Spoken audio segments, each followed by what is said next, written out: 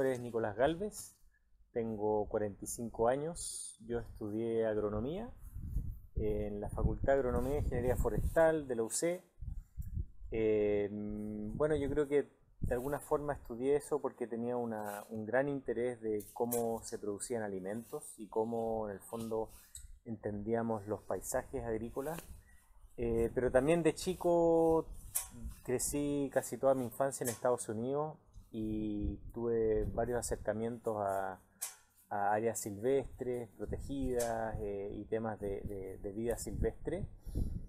Y entonces de alguna forma se compatibilizó este interés por cómo se producen alimentos en estos paisajes y también cómo se compatibiliza también con la vida silvestre que habita en esos lugares. Y de alguna forma eso fue encauzando mi carrera profesional y también sentimental, ¿cierto?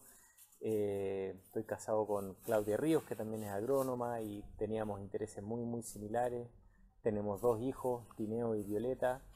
Pero al inicio de ese viaje tuvimos la oportunidad de trabajar en el Parque Pumalín como guardaparques en Caleta Gonzalo, que también fue una experiencia muy enriquecedora, y de alguna forma de ahí fue tomando vuelo hasta después tener la oportunidad de trabajar en un proyecto de estudios de fauna silvestre con fototrampeo aquí en la Araucanía.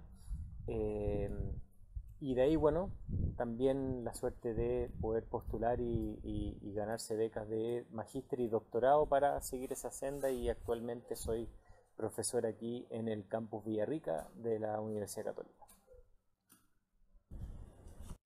Bueno, mi principal línea de investigación es estudiar, es preguntarse, bueno, cómo habitan, ¿cierto?, los mamíferos carnívoros en estos paisajes que cada vez más están siendo de alguna forma cambiados por el ser humano, ¿cierto? Hay toda una historia también de cambio, que sé yo, donde había grandes extensiones de bosque y hoy quedan, ¿cierto?, reducidos manchones, ¿cierto?, que es como la pérdida del hábitat, o estos manchones de bosque que quedan en pequeñas islas, ¿cierto? Entonces, de alguna forma, para estudiar qué es lo que hace que los mamíferos carnívoros sigan habitando en esos lugares o desaparezcan. Entonces, para entender mejor un poco qué podemos hacer a futuro para asegurar que estas especies habiten estos lugares en el largo plazo, ¿no?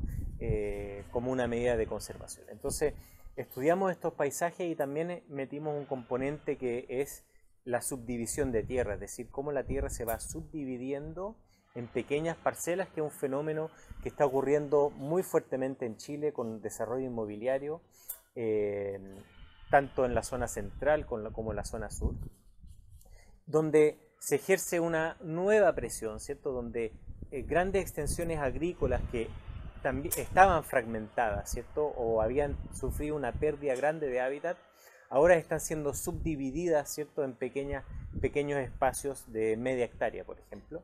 Entonces quisimos ver, bueno, cuáles de estos factores tienen mayor impacto sobre los mamíferos carnívoros. Y lo que estamos viendo en general con los datos y la investigación es que la verdad que los mamíferos carnívoros, cuando me refiero a mamíferos carnívoros, me refiero a especies como el zorro gulpeo, el zorro chilla, el chingue, la huiña, ¿ya? Son mamíferos, ¿cierto?, menores a 15 kilos y mayores a 1 kilo, ¿no? Entonces, estas especies, la verdad que logran sobrevivir bastante bien en estos paisajes, ¿ya? Tienen bastante buena capacidad para tolerar esta pérdida del hábitat o esta fragmentación, pero esta subdivisión de tierra está llevando a su desaparición, ¿ya?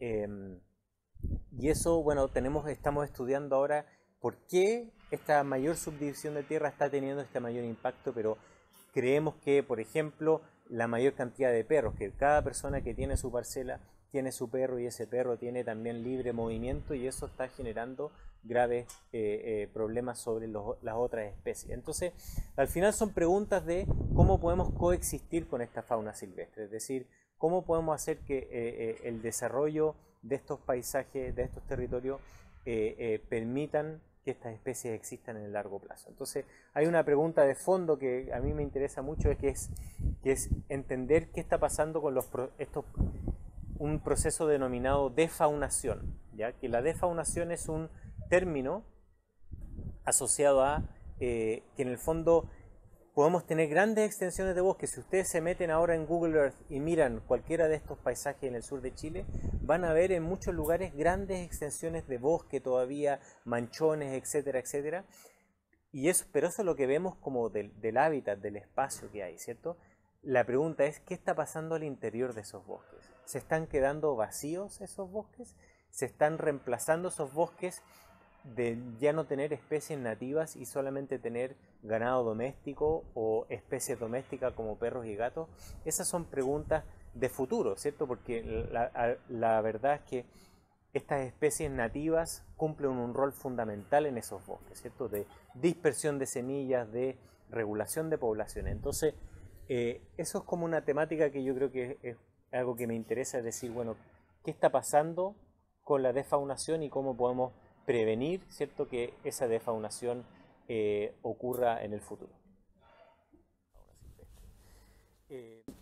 Y en términos de formación, claro, yo trato también de dar cuenta de lo complejo que es conservar la biodiversidad, dado que la sociedad, ¿cierto?, hay múltiples intereses, múltiples actores, hay historias, ¿cierto?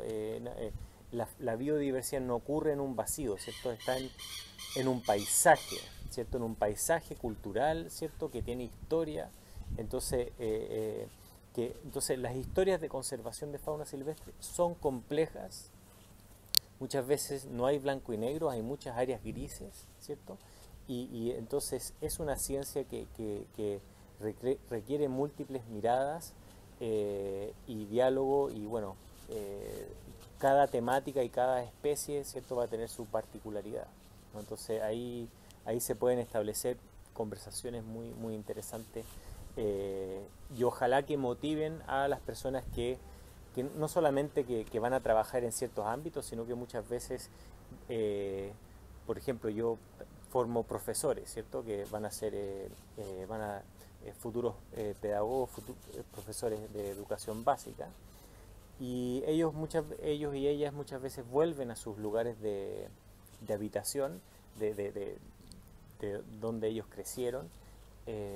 Entonces la idea es que vayan también con otros lentes, con otras miradas, ¿cierto?, y puedan aportar también a que esos paisajes sean más amigables con la fauna silvestre y con la biodiversidad en general.